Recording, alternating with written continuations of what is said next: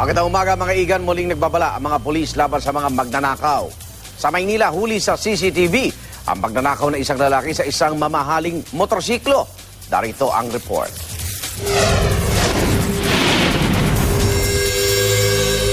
Tila isang normal na eksena lang ito sa barangay 484 sa Maynila. Dangkunin ng lalaking naka-helmet ang motor na nakaparada bandang alas 3 na madaling araw. Sa kalmadong paraan niya kasing pag-akay sa motor papalayo sa parking, aakalain mong siya ang may-ari. Yun pala, isa na pala itong pagnanakaw. Ilang minuto bago mangyari ang nakawan, makikita sa unang CCTV ang lalaki na kalakad-lakad at nagmamasid-masid. Maya-maya pa, sa pangalawang CCTV, naka-helmet na ito at lalapit sa nananahimik na motor. Uupo ito at may kakalikutin. Ilang segundo pa, tatayo ito at pupunta sa kabilang gilid ng motor. Ang ilaw sa likod ng motor, mapapailaw niya. At saka aakayin ang motor papalayo sa parking. At sa pangatlong CCTV, papaanda rin na ang motor at haharurot ito.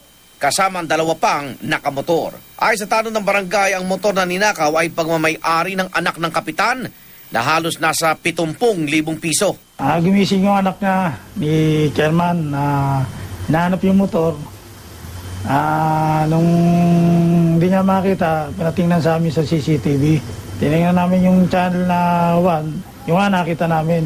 May tumitingin na isang lalaki. Pagbalik, may helmet na sa mukha. Bagamat sa may barangay nakapark ang motor, hindi raw ito nabantayan. Yung talod namin, umiikot, hindi naman nila napansin. Ang mga suspect umano ay dayo sa kanilang lugar, kaya naman mas pinahigpit nila ang seguridad sa barangay. Pinagsabihan na namin yung mga natalod namin maging alisto sa ating barangay dahil maraming kumakalat na masasamang elemento. Tsaka binabantayan na rin namin yung mga CCTV namin para makita namin lahat ng galaw ng tao dito. Ayon sa Manila Police District, maaaring kasuhan ng carnapping ang suspect sa tibay ng ebidensya sakaling mahuli siya. May kinakalikod siya sa motor. Nakita na natin na umilaw yung motor at tuloy-tuloy na napaandar niya yung motor. So, simple carnapping. Dahil sa pwesto ng motor at ekspertong estratehiya na mga suspect, kaya umano napadali ang pagnanakaw. At nakita naman natin na yung motor ay nakaparking sa isang area, walang security. Criminal elements ngayon, innovative na sila eh.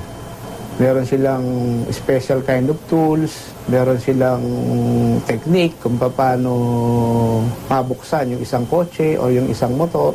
Kaya naman pati mga pulis, doble ang pagmamatsyag sa mga kawatang nagsasagawa nito. Dinagdagan pa natin yung ating police visibility because aside from pag-checkpoint ng gabi, meron na rin tayong checkpoint sa umaga. At ang laging paalala, baging alisto, hindi lamang sa sarili, pati sa mga bagay na ating pinahahalagahan.